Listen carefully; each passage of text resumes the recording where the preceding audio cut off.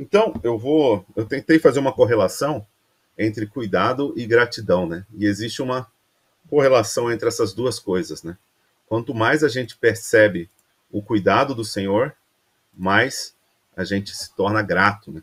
Então, hoje em dia eu estou trabalhando um pouco com modelos matemáticos, né? Então, existe alguns gráficos de correlação que eles fazem, né? Que aí a correlação ela varia de -1 a 1, né?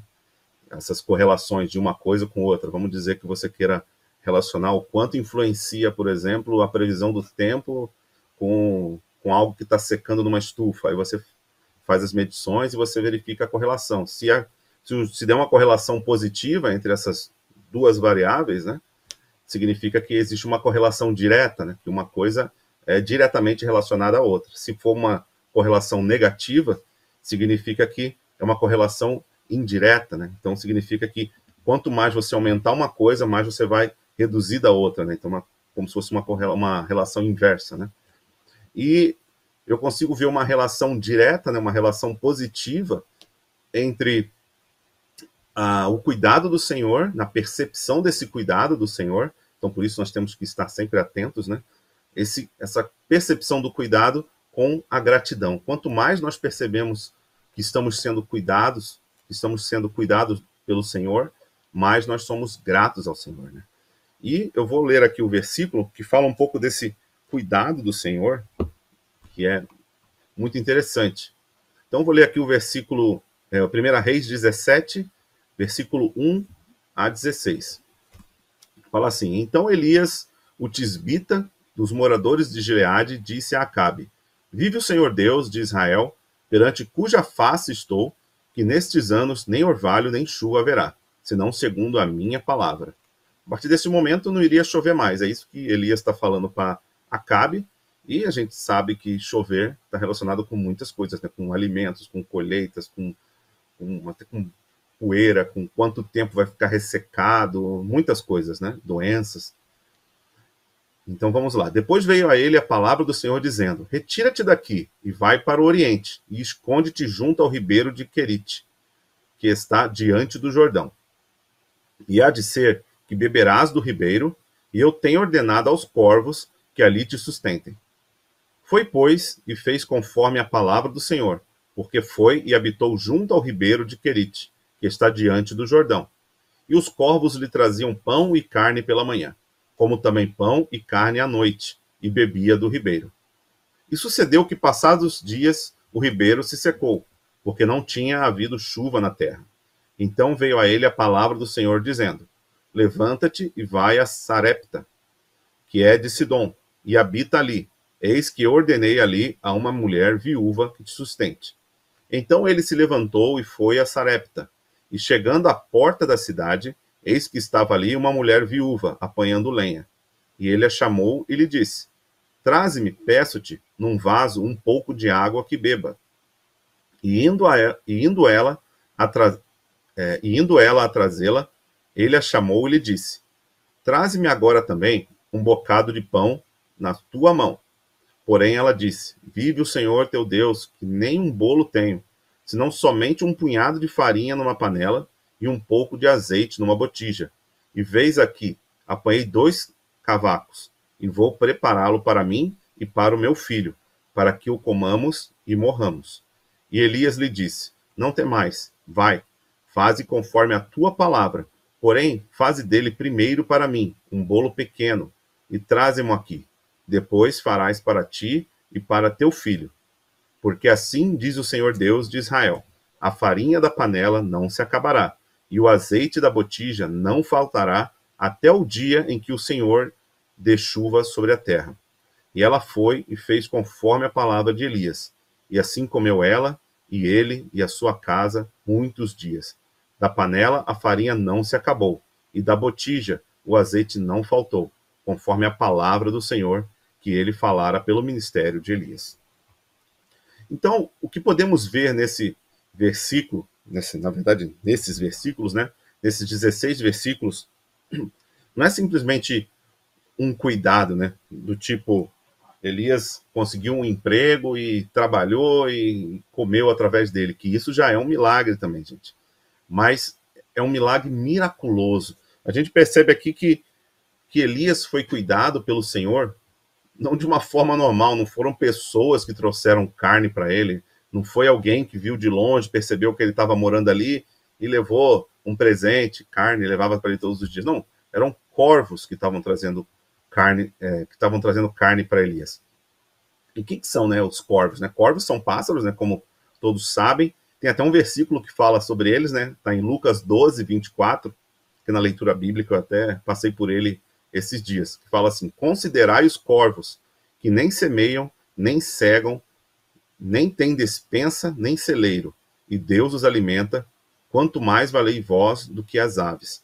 Então, a gente percebe aqui que os corvos, eles não têm despensa nem celeiro, ou seja, não tem lá, não estava guardado essa comidinha lá. O corvo, ele não semeia, né? Ele não planta ali um alpistezinho para colher depois, nada disso. Ele não pega o alpiste, mistura e faz um refogado, nada disso. Ele é sustentado todos os dias pelo Senhor. Da mesma forma que Elias foi sustentado através dos corvos por um longo período de tempo enquanto ele esteve naquele local. Então, foi algo miraculoso. Esse Deus que sustentou Elias por todo esse tempo, que depois conseguiu também ajudar, né, dar sustento para Elias através de uma viúva. Deus poderia ter mandado Elias para a casa de alguém rico, de alguém que tivesse posses, né, que seria algo ainda assim miraculoso, né, porque Deus teria falado com Elias, teria mandado ele para um local específico, né, mas não foi assim que Deus fez. Ele levou a casa de uma pessoa que já não tinha nada. Essa pessoa também teve fé, né, porque ela creu que iria acontecer alguma coisa, ela creu na palavra de Elias, né? E deu para ele aquele bolo que ele pediu para que desse para ele primeiro. E depois disso, de uma forma miraculosa, ela era sustentada todos os dias. Imagina, ela ia lá, tirava a farinha e nunca acabava. Imagina, você tira um pouco, põe lá, daqui a pouco você olha e apareceu de novo. Não sei se era assim que Deus fazia, não sei se ela tirava quando ela precisava, fechava, e quando abria, tá cheio de novo. Nunca esvaziava, né? Lembra um pouco até da sarça ardente, né, que tinha fogo pegando ali e nunca consumia, né, algo miraculoso, né, e foi assim que Deus fez para sustentar Elias por um grande período de tempo, né. Então, Deus cuida de nós todos, né, não só cuidou de Elias, como ele também cuidou de Eliseu, a gente vê na Bíblia que também de formas miraculosas também. Deus cuidou de muitas pessoas, a gente consegue ver pela Bíblia, e Deus cuida de nós também. E às vezes a gente não consegue discernir, né? Não consegue perceber esse cuidado. Eu acho interessante a gente, às vezes, começar a fazer, anotar todas as vezes que a gente perceber como Deus cuidou de nós. Às vezes, o que Deus fez num dia. Nossa, eu estava com um problema e no fim do dia Deus resolveu. Vamos pegar uma agendinha, algum lugar, sabe? Colocar, Deus me ajudou com isso. Vamos tentar fazer isso, às vezes, por um ano. Deus me ajudou em tal coisa. Vamos anotando. Coisa rápida, porque não perca muito tempo. Aí, quem sabe, no fim do ano, às vezes no dia de ação de graças, né? Quem comemora, ou no fim do ano mesmo, no último dia do ano, pegar e ler todas as vezes que Deus nos ajudou, né? A gente vai ver que a gente vai ser muito... vai se sentir muito alegre de ver o quanto Deus cuida de nós. Muitas vezes a gente não percebe. Vamos tentar ficar mais atentos ao cuidado do Senhor. Eu tenho visto Deus cuidar de pessoas na nossa igreja também. Muitas pessoas, né? E das que a gente conhece o testemunho, né? Outras também que Deus cuida e às vezes a gente nem sabe, mas a gente sabe que Deus está cuidando. A gente sabe que Deus cuida de cada um de nós. Ele está cuidando agora nesse momento onde nós estamos em nossas casas, né? Mas algumas pessoas ficaram doentes, a gente sabe que Deus está cuidando. Eu lembro que foi algo miraculoso, algo que eu achei sensacional quando o pastor Josias conta, né, o testemunho de como ele foi cuidado, né, para descobrir que ele tinha um problema no coração, né, foi algo que não foi ele que foi buscar, né, ele não foi pesquisar sobre isso, de alguma forma Deus avisou e cuidou, e graças a Deus hoje o pastor Josias está bem. Eu lembro como Deus tem cuidado de mim também na parte profissional, que muitas vezes eu precisei de, às vezes, trocar de um emprego e ir para outro. Deus usou irmãos para me ajudar, né? Como usou o César, me ajudou com um trabalho por um tempo. Depois me ajudou para que eu conseguisse um outro trabalho. E todos esses trabalhos que eu consegui não é pelo meu mérito, assim, no sentido, eu sou bom, eu estudei, eu fiz isso, aquilo, eu sou sensacional e eu vou conseguir tal emprego, eu consegui isso por minha causa. Não é. É porque tem muitas pessoas melhores do que eu que não conseguiram isso. Então eu só posso crer que foi o Senhor que fez isso. Foi o Senhor que abriu uma porta específica. Esse trabalho que eu estou hoje, eu sempre dou testemunho, é uma porta específica que Deus abriu com o conhecimento que eu tenho, que precisava ser preenchida. Se isso não pudesse ser visto como um milagre, eu não sei mais o que poderia ser visto como milagre. Eu vejo isso como um milagre do Senhor. A cirurgia da Esther, como ela fez ano passado, não foi algo rápido, né? Às vezes a gente só pensa que ele fez a cirurgia, mas os irmãos que acompanhavam, às vezes que a gente pedia oração, foi um longo período de tempo. E Deus foi cuidando em cada momento, até chegar a ponto de fazer. A gente não tinha condições de fazer a cirurgia, mas Deus proveu essa cirurgia e, graças a Deus, hoje ela está bem. E tantas outras coisas que Deus tem provido, a forma como nós temos educado nossos filhos, às vezes serviços extras que Deus auxilia, ajuda a Vanessa para conseguir, e muitas outras coisas que Deus tem feito em nossa vida, no que nós temos planejado. Deus, desde que a gente se pôs para Deus, né? A gente falou: Deus, eu quero fazer a tua obra, eu quero ser usado pelo Senhor.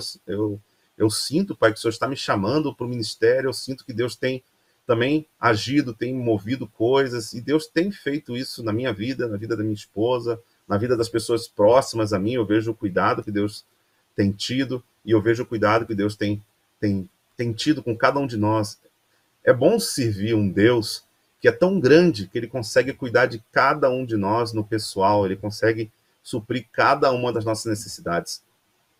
E nós temos que ficar mais atentos ao cuidado do Senhor, mais atentos, que às vezes a gente não percebe, como às vezes uma criança pequena, né, 1 ano, 2 anos, né, ela come lá a papinha dela todo dia, ela tá com a roupinha limpa, ela toma o banho, mas ela nem se atenta de onde vem aquele cuidado. Ela só sabe que ela tá bem, eu tô alimentado, tô limpinho, faz ideia de como, quem tá cuidando. Aí com o tempo ela vai crescendo, como nós, né, devemos crescer espiritualmente, vai crescendo e uma hora vai perceber: nossa, quem fez isso foi meu pai, foi minha mãe, quem fez isso foi meus pais, né? Eles cuidaram de mim. E é assim que nós devemos ser também. Nós devemos ser crescidos espiritualmente para perceber que foi Deus que fez tudo isso. Não é mérito de nenhum de nós. Nenhum de nós pode olhar e achar que tudo que nós temos é por nossa causa. Eu fiz, eu fui buscar, eu estudei, eu que sou o bom nisso, eu sou bom naquilo. Não, não é isso. É Deus. Porque se não fosse por Deus, ele poderia acontecer qualquer coisa conosco que a gente já não conseguiria aquilo. Eu hoje, às vezes, coisas simples nós devemos agradecer também. Só da gente ter acordado, só da gente estar andando, só da gente ter saúde, só da gente poder fazer as coisas que nós fazemos, nós devemos, às vezes, ver que tem pessoas que não podem fazer essas coisas. E nós devemos ser gratos. Obrigado, Senhor, porque o Senhor me mantém dessa forma. E pensar também que não só por conta dessas coisas nós devemos ser gratos, mas pela vida em si. Mesmo que nós não tivéssemos essas coisas, ainda assim nós deveríamos ser gratos ao Senhor. E eu trouxe também uma história que é bem interessante, que eu até falei lá também, que é a história do missionário George Miller. Eu gosto muito da história dele. É um missionário que era muito envolvido com crianças, e eu amo crianças, né? Então, por conta disso, eu tenho um carinho especial por ele também. Ele cuidava de crianças que eram órfãos, então um carinho a mais ainda, né, por ele.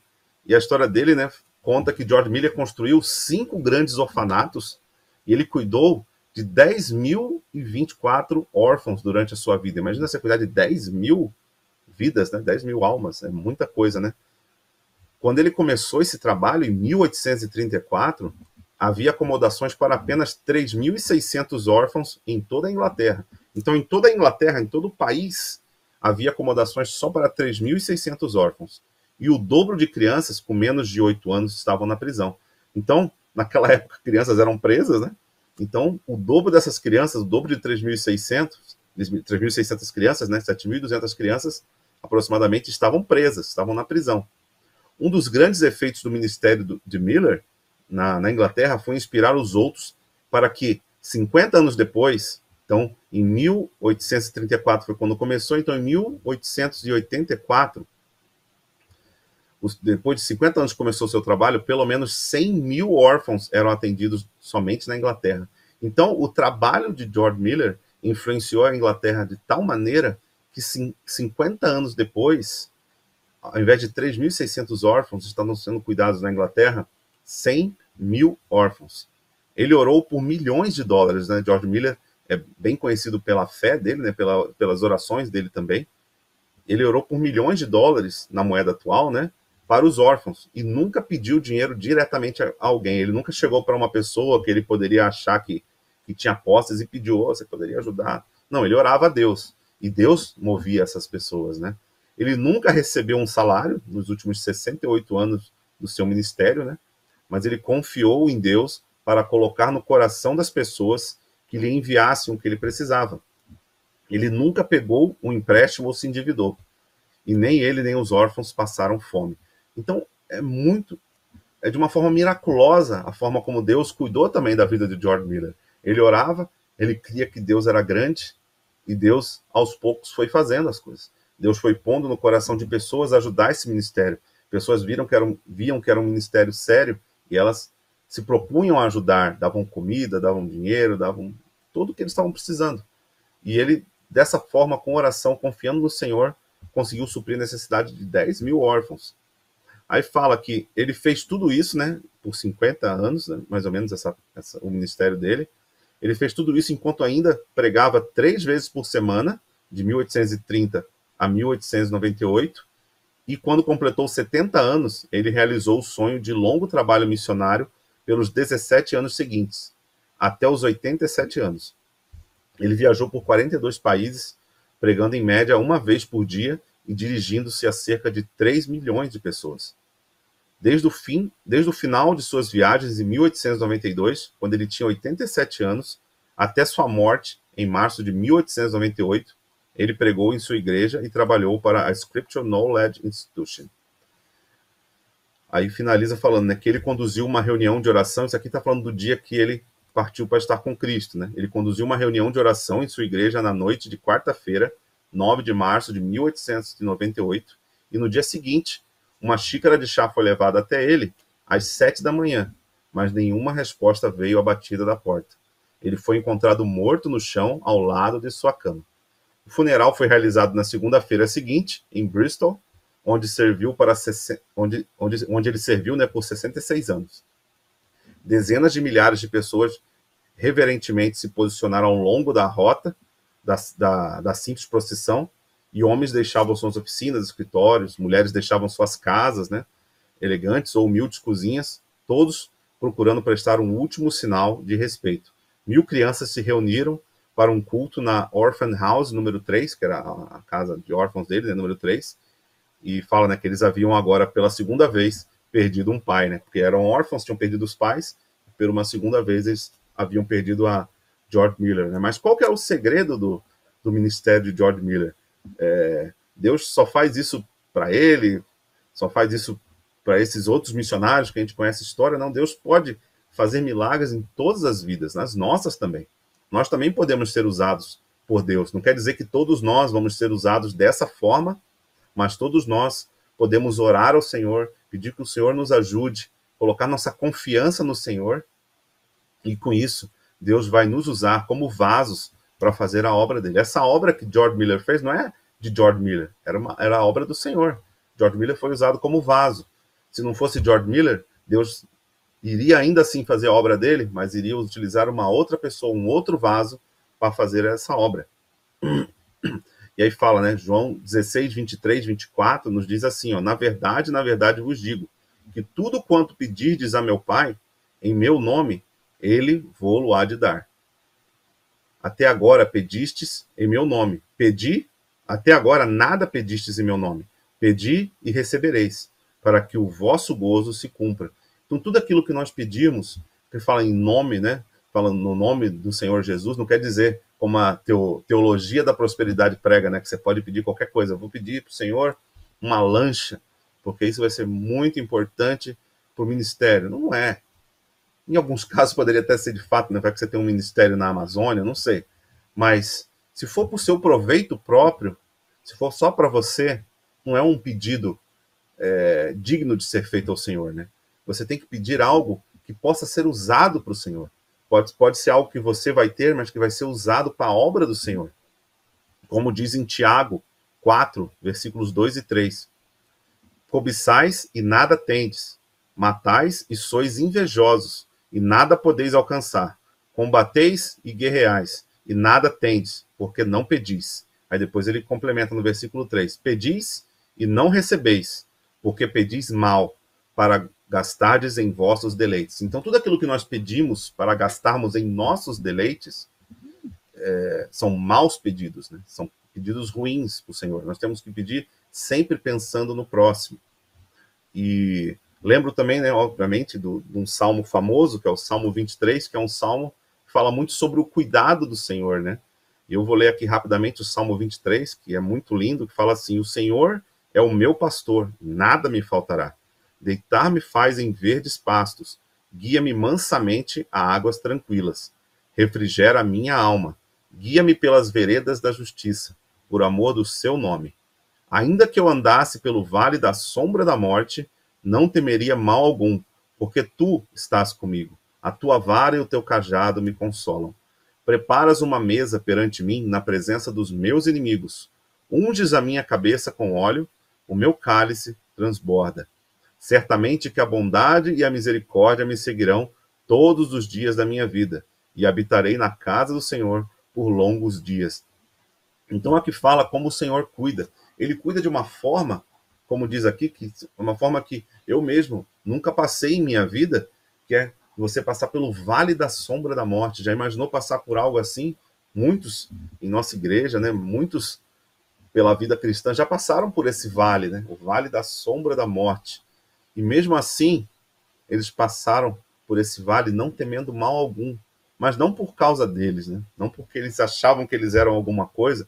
Como eu falei, né, há um pouco atrás, nós não somos nada, nós não podemos nunca achar que nós somos alguma coisa, né? E eles passaram por esse vale da sombra da morte sem temer mal algum, não por causa deles, né? Mas por quê? Aqui explica, né? Porque tu estás comigo, né? O Senhor está conosco. E se o Senhor está do nosso lado, imagina você estar de mãos dadas com o Senhor, ou em muitos casos é o Senhor que nos leva no colo, né? Como aquela história das pegadas, né? O Senhor nos leva no colo nos momentos mais difíceis. E se Ele está conosco, a gente não teme de fato mal algum. O Senhor tem cuidado de nós. Se a gente parar para pensar, cada um de nós pode agora refletir por alguns momentos, né? O quanto que o Senhor tem cuidado de cada um de nós. Agora pensando em nossas vidas, onde cada um de nós pensar em nossas vidas individualmente, como o Senhor cuidou de nós, como o Senhor cuidou de mim, como Ele cuidou de mim essa semana, que aconteceu isso, poderia ter acontecido isso, mas não aconteceu. O Senhor tem cuidado de cada um de nós. Tem uma frase da Elizabeth Elliot, que ela fala, né, que até a gente fez umas camisas para usar no acampamento, né, cada camisa tinha uma frase de missionários, né, e essa caiu por sorte, né, caiu para Isabel usar, era ela que foi como Elizabeth Elliot no acampamento, né, e a frase falava, né, que Deus prometeu suprir todas as nossas necessidades. O que não temos agora, não precisamos agora. Isso é uma verdade. Se nós não temos algo, se nós estamos pedindo algo e não temos ainda, é porque nós não estamos precisando disso nesse momento. Isso é o que eu tinha para falar sobre o cuidado do Senhor. Mas como eu falei, tem uma relação entre perceber o cuidado e o quanto nós iremos ser gratos percebendo esse cuidado, né? E para falar um pouco agora sobre contentamento, sobre falar sobre como ser gratos ao Senhor, como ser contentes, eu trouxe um versículo que está na verdade, alguns versículos, né, que está em 1 Timóteo, capítulo 6, versos 6 a 11. Não sei o tempo que vocês vão precisar para abrir a Bíblia, não estou ouvindo, para eu poder ouvir, vou folhear minha própria Bíblia. Ah, barulhinho maravilhoso. Então, 1 Timóteo 6, 6 a 11. Fala assim, ó. Mas é grande ganho a piedade com contentamento, porque nada trouxemos para este mundo, e manifesto é que nada podemos levar dele. Tendo, porém, sustento e com que nos cobrirmos, estejamos com isso contentes. Mas os que querem ser ricos caem em tentação, e em laço, e em muitas concupiscências loucas e nocivas, que submergem os homens na perdição e ruína. Porque o amor ao dinheiro é a raiz de toda espécie de males. E nessa cobiça, alguns se desviaram da fé e se transpassaram a si mesmos com muitas dores. Mas tu, ó homem de Deus, foge dessas coisas e segue a justiça, a piedade, a fé, o amor, a paciência e a mansidão. Então aqui é muito claro, né, quando diz o amor ao dinheiro é a raiz de toda espécie de males. Por que, né, homens amam o dinheiro, né? Quando fala o dinheiro aqui, não é só simplesmente a espécie, né, o dinheiro espécie, mas tudo aquilo que provém do dinheiro, né? Conforto, fama, poder, tudo isso são coisas derivadas do dinheiro, né? Se consegue muito dinheiro tendo essas coisas também, e tendo essas coisas consegue-se dinheiro, né? E os homens buscam essas coisas cada vez que eles estão se afastando do Senhor, né? Quanto mais o homem se afasta do Senhor, não confia no Senhor, mais ele precisa confiar em alguma outra coisa. E a coisa mais lógica é que ele comece a confiar em si mesmo, e para poder ter uma grande confiança em si mesmo, ele tem que ter muito dinheiro. Dinheiro,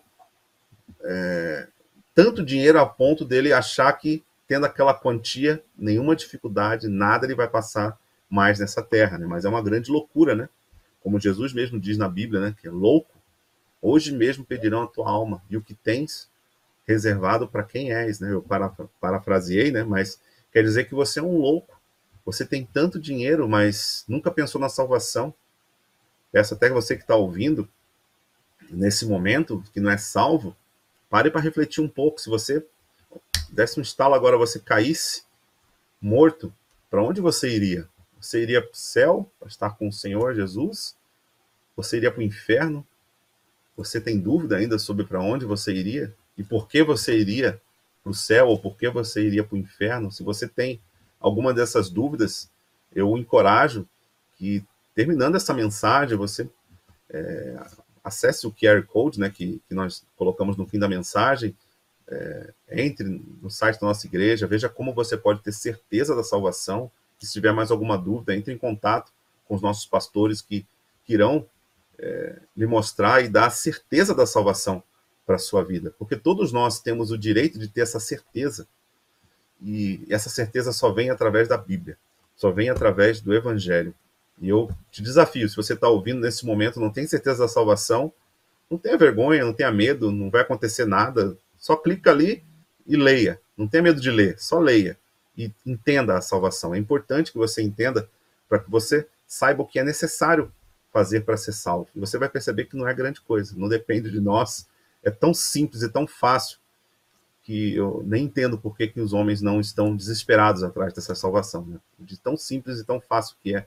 Jesus Cristo já fez tudo um dia por nós. Hoje nós só precisamos aceitar esse presente. Mas continuando aqui. Hoje nós vivemos em um mundo que busca a todo momento ter mais e mais. Já percebeu isso? A cada momento, a cada dia, as pessoas estão sendo incentivadas a ter mais e mais. Parece que nunca é suficiente. O mundo joga na nossa cara que nós temos que ter isso, ter aquilo, para que a gente possa ser feliz de verdade, para que a gente possa ser alguém de sucesso, né? Tem pessoas que eu já vi, né, vendendo cursos, que eles vendem isso, vendem essa ideia de que você vai ficar rico, que você também merece, né, ser rico. Pessoas chegam a falar, né, que se você não nascer rico, né, a culpa não é sua, mas se você morrer rico, morrer pobre, né, se você chegar a morrer pobre, a culpa é toda sua, né? Então, uma completa distorção, né, de valores, né, querendo fazer com que você queira ter as coisas. Mas, em primeiro lugar, para que você quer, de fato, ter as coisas, né? O mundo está sempre nos mostrando que a gente precisa ter dinheiro, que a gente precisa ter saúde, que a gente precisa ter poder, que a gente precisa ter sucesso, para de fato, depois que eu tenho tudo isso, agora eu paro, olho, nossa, eu tenho dinheiro, eu tenho saúde, eu tenho sucesso, eu tenho poder, agora eu sou feliz. E o que acontece você sendo dessa forma? Às vezes até alguns salvos podem ser dessa forma, né? O que acontece você sendo dessa forma? Você automaticamente vai ser ingrato. Se você está todo o tempo buscando alguma coisa para ser feliz, você naturalmente vai ser alguém ingrato, alguém que vai dar muito pouco, vai ter muito pouca gratidão sobre as coisas que você tem nesse momento. Porque você está com o olhar sempre lá na frente. Eu preciso agora ter uma casa, eu preciso agora ter um carro, eu preciso agora. Não está suficiente o que eu tenho aqui, eu preciso ter outra coisa. Eu não estou falando que é errado ter essas coisas. Se você é uma pessoa grata que está todo o tempo agradecendo a Deus cada conquista e está utilizando essas coisas para o Senhor de alguma forma, não é errado você ter coisas, né? O errado é você nunca agradecer o que você já tem nesse momento. Você nunca ser grato pelo que você tem e pode até continuar tentando conquistar outras coisas, mas você tem que ser grato nesse momento e não esperar um dia ter todas essas coisas para, de fato, ser grato. Nós acabamos nunca conseguindo agradecer ao Senhor por cada vez mais, porque cada vez mais nós achamos que merecemos todas essas coisas e essas coisas elas nunca vão nos saciar de fato. O dinheiro, o poder, que mais eu falei, o sucesso são coisas que não tem fim. Quanto mais dinheiro você tiver, mais você vai querer. Quanto mais poder você tiver, mais você vai querer. Quanto mais sucesso, mais você vai querer. Não tem um patamar. Então você está sempre atrás.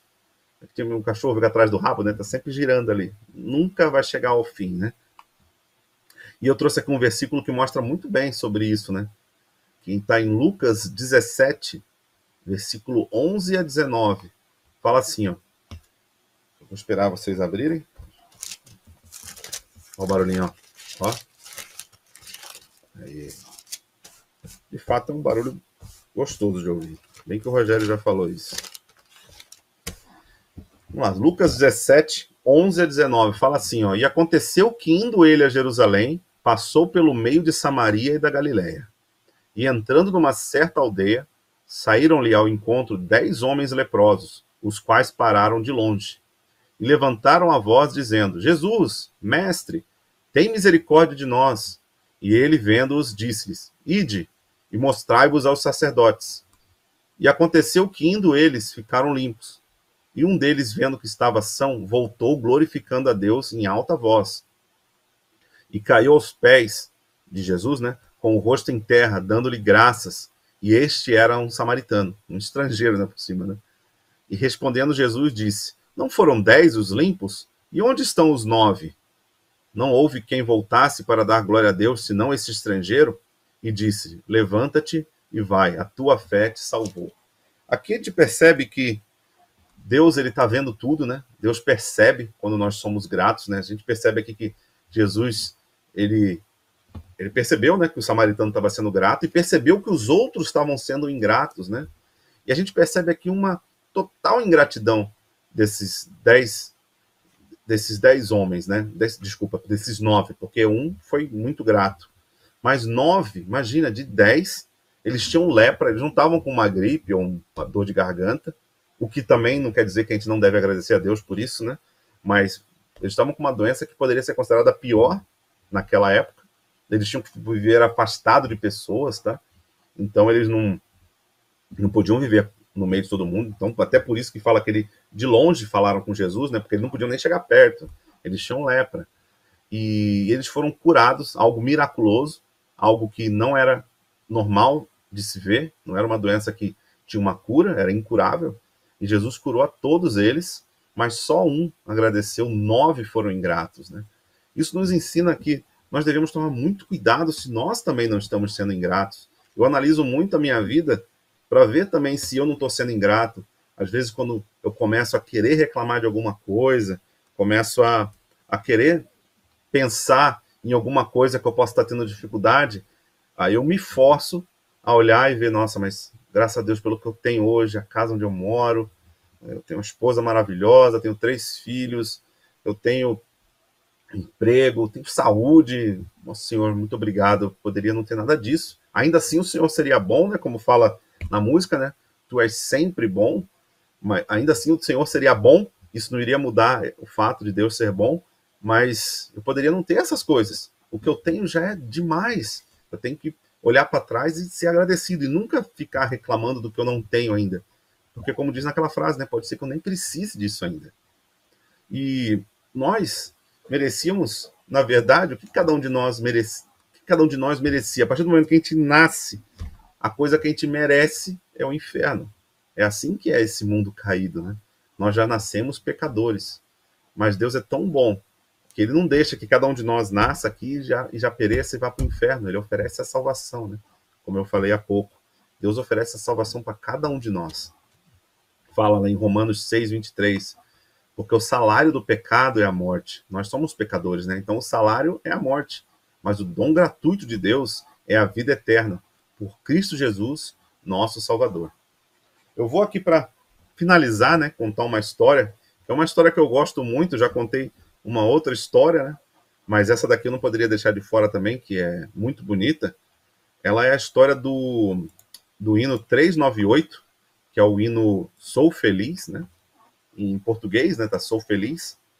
Infelizmente, na tradução, a tradução é muito linda. Se a gente parar para ler, assim, é linda. Mas não dá a profundidade, né? Ainda é um pouco mais raso do que a profundidade do que está escrito em inglês, né? Até mesmo no refrão, né? Que fala Sou feliz, né?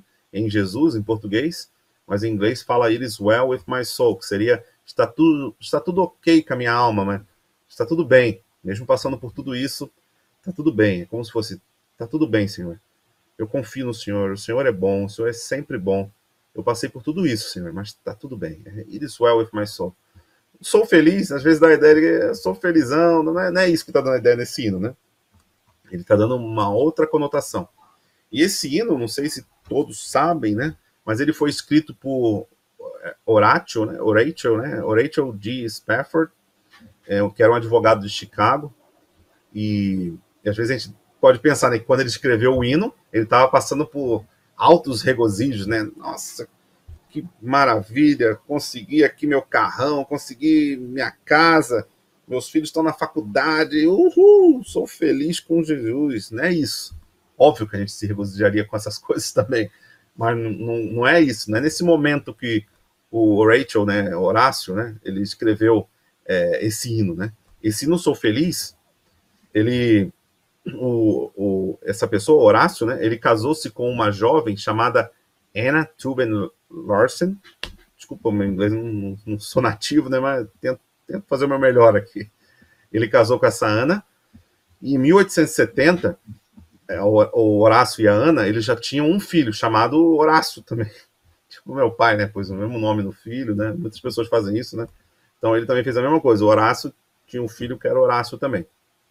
E eles também tinham 3 filhas, que eram a Annie, a Maggie e a Bessie. Então tinham 3 filhas e o filho Horácio. Mais tarde ele teria uma outra filha chamada Teneta, na verdade, Teneta, alguma coisa assim, Taneta, né, se escreve.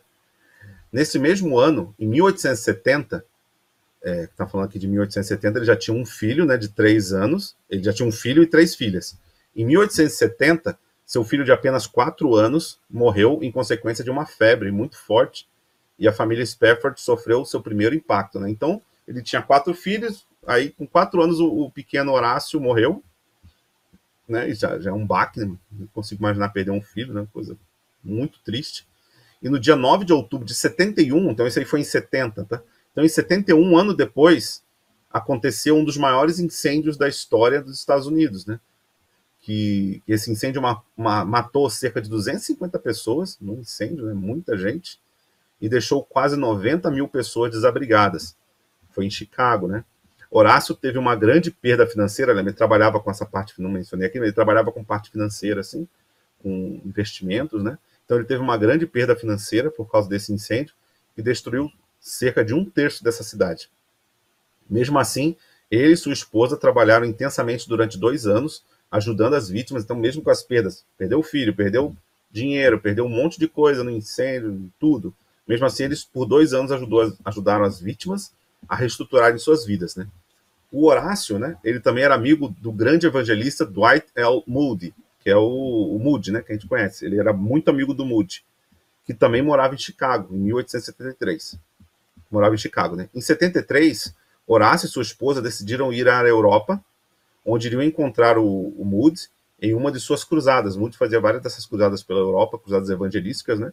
E Horácio e a esposa e a família, né, planejou partir com ele, passar pelas igrejas, pregando, né, essa cruzada evangelística. Eles planejavam também visitar a Europa continental, né, conhecer alguns locais por ali. Toda a família viajou para Nova York para então pegar o navio, mas um compromisso, no último momento, o impediu de viajar. Então ele enviou sua esposa e suas 4 filhas, ele tinha 3 filhas, depois nasceu mais uma, então devia ser pequenininha, mandou suas 4 filhas à frente no navio SS Ville du Havre. Ele enviou os 4 nesse navio, ele iria encontrá-las assim que pudesse. Então ele tinha alguns negócios ainda para finalizar antes de ir para a viagem, mas ele mandou a esposa e as 4 filhas antes, para depois encontrar com elas lá na Europa. Então, no final de novembro de 73, o navio partiu para a Europa com Ana as 4 filhas do casal e mais aproximadamente 310 passageiros. E Horácio voltou para Chicago. Então aconteceu uma grande tragédia. Na madrugada do dia 22 de novembro de 1873, no Atlântico Norte, o navio em que a família de Horácio estava se chocou com um outro navio inglês, né? E o navio afundou em apenas 12 minutos, muito pouco tempo. 226 pessoas morreram neste naufrágio, né? Incluindo as 4 filhas de Horácio. Somente 90 pessoas sobreviveram, entre elas Anna, né, que é a esposa dele. Logo que chegou a um lugar seguro, após ter sido resgatada, Ana enviou um bilhete no dia 1º de dezembro de 1873. Que início de dezembro, né? Um mês tão alegre de Natal, né? Mas ela mandou um bilhete para o marido, com uma triste mensagem que dizia assim: salva, porém só. Então a gente pega aqui, ó, em pouco tempo, de 73, em 71, ó, em 70 ele perdeu um filho, em 71 perdeu os negócios, né? Perdeu quase tudo. Depois, em 73, perdeu as 4 filhas. Não é algo fácil. Eu não consigo imaginar passar. Isso é um vale da sombra da morte. Eu não consigo imaginar passar por algo assim. Mas ele passou por isso. Então, imediatamente, Horácio pegou um navio e foi ao encontro de sua esposa. Em um momento de sua viagem, Spafford, né, o Horácio, foi avisado que estava passando perto do local onde suas filhas haviam morrido, no acidente. E se sentiu profundamente comovido. Né? Eu estou comovido, imagina ele. Né? Ele então voltou para sua cabine e começou a escrever. E aí que ele escreveu, né? Se paz a mais doce me deres gozar, se dor a mais forte sofrer. Ó seja o que for, tu me fazes saber, que feliz com Jesus sempre sou. Então esse hino ele foi escrito num momento de muita dor. Não foi escrito num momento de felicidade, apesar da gente pensar de sou feliz com Jesus, né? Mas imagina você conseguir escrever sobre isso, né? Sou feliz com o Senhor. It is well with my soul. Está tudo bem com a minha alma, Senhor. É um grande relacionamento com o Senhor, alguém conseguir fazer algo dessa magnitude, né? E essa paz, né?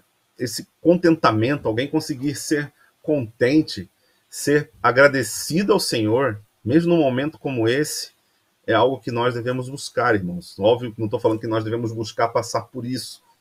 Eu peço ao Senhor que eu nunca precise passar por algo dessa forma. É algo muito grande, né? Muito terrível.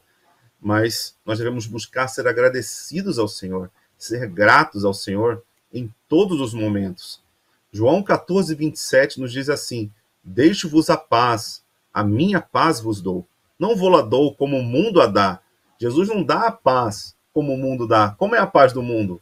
Se você tem aquilo tudo, você tem dinheiro, saúde, sucesso, poder, você está em paz, está felizão. Não é essa paz, é outra paz, a paz de Jesus.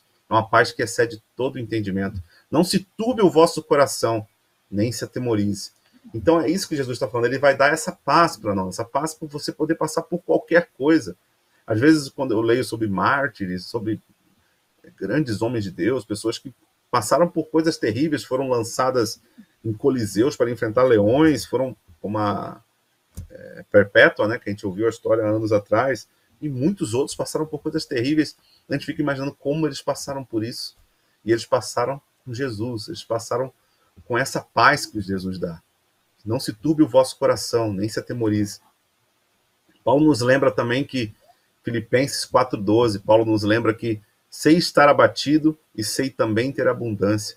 Em toda maneira e em todas as coisas estou instruído, tanto a ter fartura como a ter fome, tanto a ter abundância como a padecer necessidade. Paulo está falando aqui que com Jesus, passando pelo vale da sombra da morte, com Jesus do nosso lado, ele poderia passar por tudo aqui. Paulo mostrou todas as coisas que ele poderia passar, ter, não ter, ser, não ser, tudo que ele poderia passar na vida, ele conseguiria fazer isso. Ele poderia ser grato ao Senhor passando por qualquer uma dessas coisas. Hebreus 13:5 também nos diz, Hebreus 13:5, dá um alerta para nós, né? Sejam vossos costumes sem avareza, contentando-vos com o que tendes, porque ele disse, não te deixarei, nem te desampararei. Às vezes o que atrapalha nós sermos gratos, sermos agradecidos ao Senhor, fazermos planos maiores do que aquilo que Deus tem para nós. Queremos coisas enormes. O mundo mostra um monte de pessoas tendo muitas coisas, e hoje em dia o mundo quer dar aquela ideia de que você também pode ter tudo isso, você também pode sair da lama, ser o mais pobre do mundo, e amanhã você ser o mais rico do mundo. Eles ficam tentando dar esses exemplos, mas esses exemplos só fazem pessoas serem cada vez mais ingratas, porque elas não conquistam aquilo que elas querem, almejam, né? Porque o mundo faz com que elas desejam almejar essas coisas, e os costumes delas são de coisas grandes, né? Mas aqui em Hebreus tem um alerta, né? Sejam vossos costumes sem avareza, não vamos ser avarentos, né? Romanos 12:16 também diz assim, ó, sede unânimes entre vós, não ambicioneis coisas altas, mas acomodai-vos às humildes, não sejais sábios em vós mesmos. Se nós quisermos fazer coisas grandes, né, como George Miller fez, né, Deus pode nos colocar como vasos nisso, mas nós temos que, em primeiro lugar, ter sempre aquele pensamento que é para o Senhor, não é para nós. Como qualquer coisa que a gente ambicionar ter, que a gente pensar em ter, pensar em fazer para o Senhor, tem que sempre ser para o Senhor, não para nós. Não porque eu quero parecer importante, que eu quero ser reconhecido, nada disso. Tem que ser para o Senhor. Não vamos ambicionar coisas altas, né? Coisas que nós não conseguiríamos nem lidar com isso. Coisas que, se Deus permitisse a gente ter, iria nos afastar de Deus, nos afastar da igreja, nos afastar dos irmãos, nos afastar dessa comunhão maravilhosa que nós temos. Tem coisas que qualquer um de nós, se tivesse, às vezes não estaríamos mais reunidos na igreja que estamos. Já vimos exemplos dessas coisas, gente. E nós não podemos, às vezes, almejar essas coisas altas em nossas vidas, né? Temos que entender que nada nessa vida, nada, é de fato nosso. As coisas não são nossas. Eu não tenho dinheiro, não é meu dinheiro, é do Senhor. Não é minha família, é a família de Deus. Essa família é de Deus. Os meus filhos, por isso que eu fico tão temeroso quanto aos meus filhos serem salvos, quanto ao que eu vou proporcionar para eles de recursos para que eles possam ser salvos. Meu maior sonho é que meus filhos possam ser salvos, usados pelo Senhor, como missionários, como grandes homens para Deus. Não falo grandes homens de Deus, no sentido de que eles não quero que eles sejam famosos no mundo, mas que eles sejam conhecidos por Deus. Que Deus saiba que eles estão fazendo algo que de fato é importante. Isso é o que eu mais ambiciono na minha vida. É o que eu quero para minha família, porque minha família não é minha, é de Deus. Eu quero um dia poder estar no céu e estar meus 3 filhos lá. Hoje eu tenho 3, se eu vier a ter mais. Mas não importa, eu quero que estejam todos os meus filhos lá comigo, minha esposa, as pessoas que eu amo. Quero todos eles no céu. Isso é o que eu mais almejo. Nós não vamos conseguir de fato, nós temos que entender isso, que nada dessas coisas é nosso. Desculpa me confundir aqui. E para finalizar, agora o nosso estudo aqui, né, eu trago uma frase. Hoje eu trouxe, né, ainda há pouco, a frase da Elisabeth Elliot, e para finalizar eu trago a frase do Jim Elliot, né, que era o marido dela, que ele tem uma frase que o pastor Tinha até citou esses dias, né, que fala, né, não é tolice dar aquilo que não se consegue manter para ganhar o que não se pode perder. Então, o que Jim Elliot está falando? Essa frase até, ela entra na cabeça assim, ela às vezes dá uma certa confusão, mas vamos passo a passo. Ó. Não é tolice dar aquilo que não se consegue manter. O que você não consegue manter? Bom, você não consegue manter nada, né? Então aqui está querendo dizer que não é tolice você dar qualquer coisa que você dê. Então aqui pode estar falando de dinheiro, pode estar falando do seu tempo, que é precioso, pode estar falando das suas coisas, e no caso do Jim Elliot, a gente sabe, né, que está falando da vida, né? Ele deu a vida dele, né? Então não é tolice dar aquilo que não se consegue manter, para ganhar o quê? para ganhar o que não se pode perder. E o que não se pode perder? O que a gente não pode perder é a salvação. Uma vez que nós formos salvos, que nós aceitamos a salvação que o Senhor Jesus tem para nós, nós nunca iremos perder essa salvação. Então é isso que ele está falando. Não é tolice você usar tudo que você tem, tudo, a sua vida inteira, considerando dinheiro, tempo, considerando tudo. Usa tudo que você tem para ganhar a salvação de outras pessoas. Não estou falando que você, diretamente correlacionando isso, né, que você vai usar tudo isso, vai pagar e agora eu tenho a salvação. Não é isso. É ganhando, usando isso tudo, como a gente está sendo desafiado na própria igreja agora, né, com projetos evangelísticos que vamos ter mais para frente, com outros projetos que podem surgir, é usarmos tudo que nós temos pelo evangelismo para falar de pessoas perdidas de Cristo, para que elas possam ganhar o que elas não vão perder, que é a salvação. Você dá tudo que você tem para que o próximo possa ganhar o que ele nunca vai perder, que é a salvação. A única coisa nesse mundo que ele não pode perder, que é a salvação. E eu finalizo a mensagem que eu tinha para trazer para os irmãos com essa frase, né, do Jim Elliot. Eu agradeço os pastores por essa oportunidade. Eu queria tentar explanar um pouco, né, sobre o cuidado do Senhor, o quanto é importante nós percebermos o cuidado do Senhor e, percebendo o cuidado, como é importante nós sermos gratos ao Senhor por tudo que Ele faz para nós. Não importa o que a gente esteja passando, não importa o que a gente já tenha passado, não importa nada, nós temos que ser gratos ao Senhor, porque nós não merecemos nada, e mesmo assim o Senhor nos abençoa a cada dia. Muito obrigado, irmãos. Passo a palavra para o pastor.